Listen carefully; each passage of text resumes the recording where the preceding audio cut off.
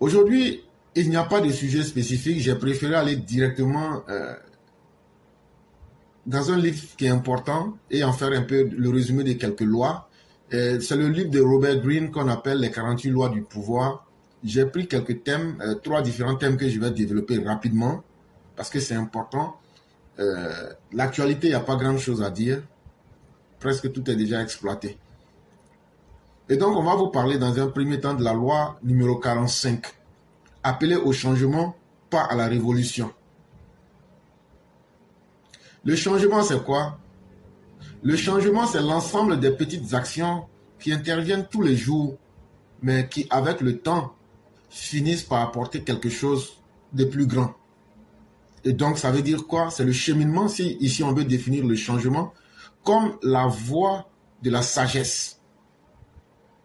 Et donc, entre la voie de la sagesse et la révolution, il faut préférer le changement à la révolution. Et dans le livre de Robert Greene, qu'on appelle les 48 lois du pouvoir, je vous dis bien, c'est le résumé que je fais, il nous conseille de toujours faire le choix qui est toujours progressif. Ça veut dire quoi? Ça veut dire quand tu as le choix de prendre une décision entre quelque chose de brutal et quelque chose qui doit se faire progressivement, il est toujours mieux d'aller progressivement plutôt que d'aller à un bouleversement radical. Lorsque je parle du changement et de la révolution, regardez un peu l'état des pays comme le Mali, le Burkina, et regardez un peu le cheminement de la Côte d'Ivoire. Le président Oufoué nous disait, nous sommes pressés, allons doucement. Le président Ouattara dit, nous voulons avancer, avançons prudemment. Il ne le dit pas verbalement, mais son comportement le dégage.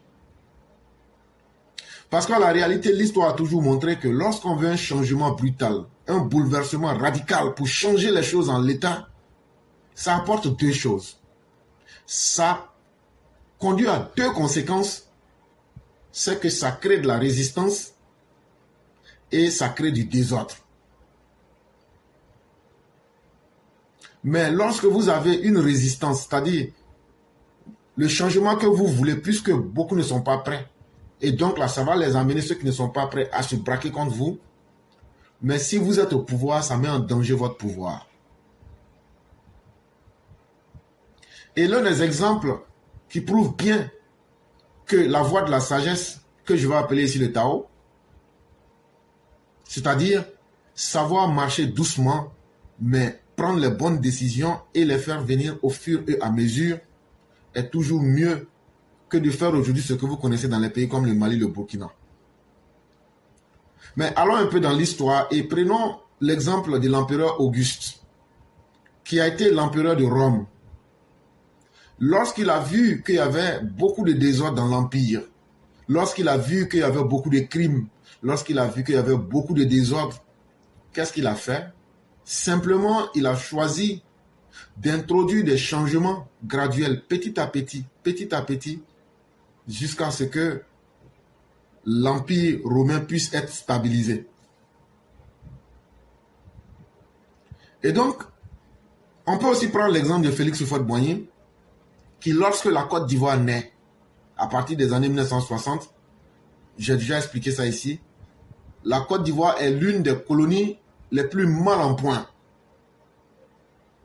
Mais progressivement, Félix Houphouët-Boigny fait venir des enseignants béninois qu'on appelait les Dahoméens, il fait venir des coopérants français, il prend un peu de l'expertise dont le pays a besoin.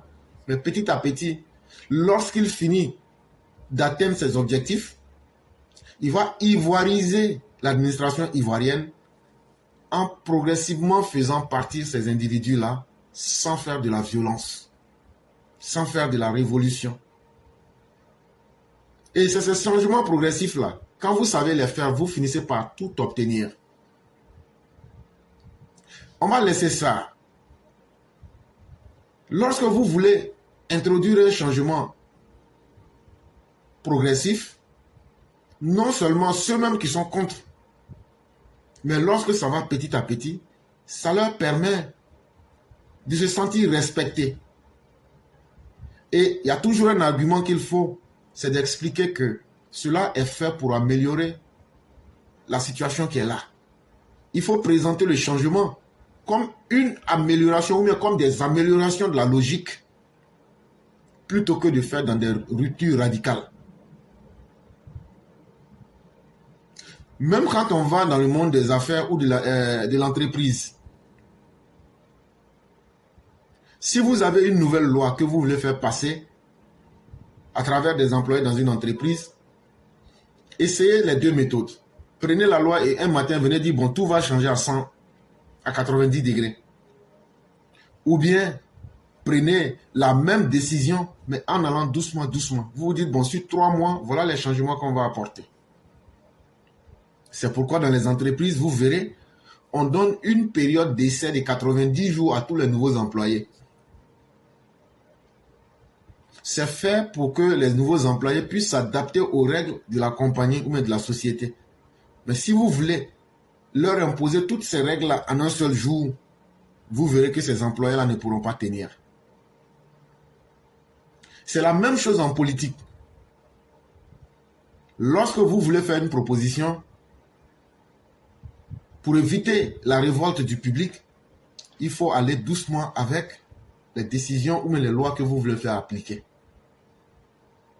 Parce que la réalité a montré que l'humain, les gens normaux, n'ont pas de problème à accepter les changements tant que ces changements-là ne viennent pas bouleverser les règles ou les traditions qui étaient là. Parce que naturellement, tout le monde aime le changement.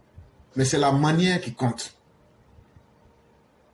Quand les changements sont faits de façon graduelle, ce qu'on appelle petit à petit, ça se passe dans une adaptation plus douce et ça permet de maintenir la stabilité.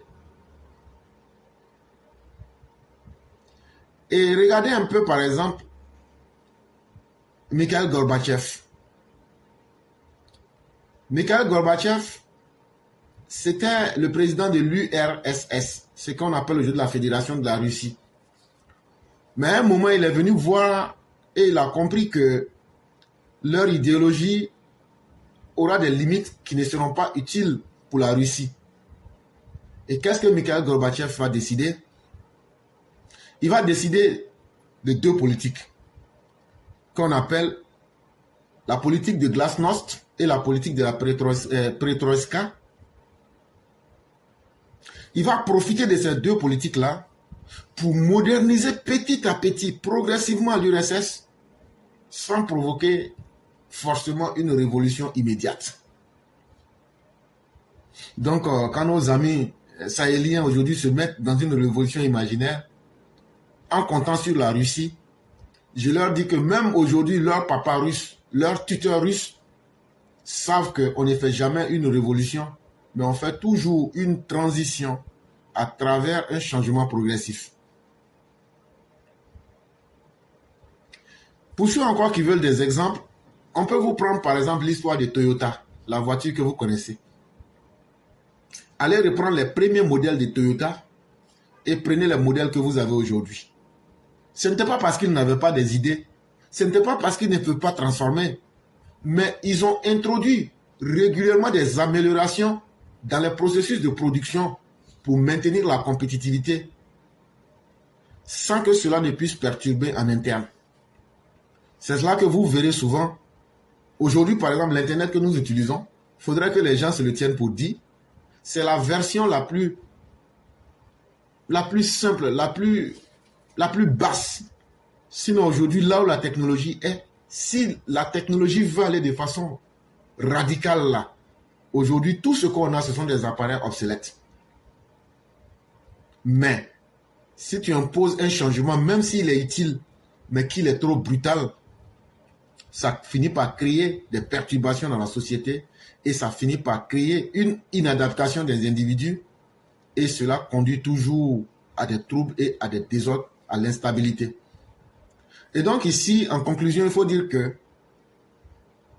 s'il faut faire le choix entre un changement qui est progressif plutôt que la révolution, il est mieux de choisir un changement qui va petit à petit, qui est efficace et qui, dans le même temps, maintient la stabilité.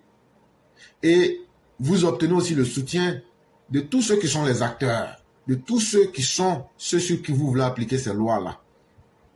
Et donc, pour gagner, pour maximiser cette acceptation-là et pour minimiser les résistances, il faut avoir une approche graduelle, c'est-à-dire une approche petit à petit jusqu'à ce que le changement puisse être total, mais sans en arriver à une révolution.